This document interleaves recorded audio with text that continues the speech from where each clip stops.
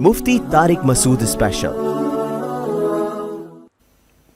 کیا تراویح کے بغیر روزے صحیح ہوں گے؟ پورے رمضان کی تراویح نہیں پڑی اور تمام روزے رکھ لیے تو کیا روزے صحیح ہوئے یا نہیں؟ سلیم نسیم، دیکھیں تراویح اگر کوئی نہ بھی پڑھے تو روزے اس کے بہرحال صحیح ہو جاتے ہیں، روزوں پہ فرق نہیں پڑتا، لیکن تراویح سنت مؤکدہ ہے، قابل ملامت ہے وہ شخص جو تراویح کی نماز نہیں پڑھتا، تو اس لیے تراویح بھی پڑھنی چاہیے۔ کبھی بہت تھکاوٹ ہو نہیں پڑھی جا رہی تو ٹھیک ہے، کم کر دیں، مختصر کر دیں۔ ویسے سنت مؤکدہ 20 رکعتیں ہیں، اس پہ چاروں اماموں کا اتفاق ہے۔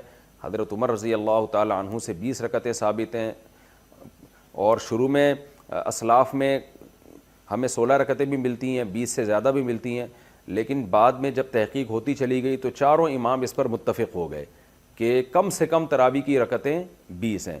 امام احمد بن حنبل کا بھی یہی فتویٰ ہے جو امام بخاری کے استاذ ہیں، کہ امام ترمذی نے جو ان کا نقل کیا فتویٰ، اس کو تو یہ نقل کیا کہ 20 اور 16 میں اختیار ہے اس کو، 8 کا تو کہیں بھی نہیں ملتا، ہمیں کسی اسلاف سے نہیں ملتا کسی صحیح حدیث سے کہ 8 رکعت پڑھی ہو۔ موطا امام مالک کی جو ایک 8 رکعت والی حدیث ہے اس کو خود امام مالک نہیں مانتے، تو وہ مسترب حدیث ہونے کی وجہ سے وہ ضعیف حدیث ہے۔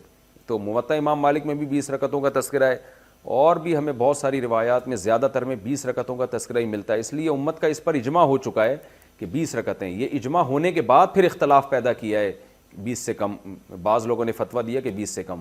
تو جب ایک دفعہ کسی مسئلے پر اجماع ہو جاتا ہے تو وہ قطعی چیز بن جاتی ہے، پھر اس میں اختلاف جائز نہیں ہوتا، کیونکہ صحیح حدیث سے یہ بات ثابت ہے کہ امت گمراہی پہ کبھی بھی جمع نہیں ہو سکتی۔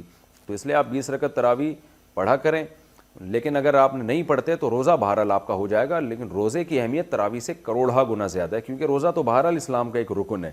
ایسا نہ ہو کہ تراویح نہ پڑھنے سے روزہ بھی چھوڑ دیں آپ۔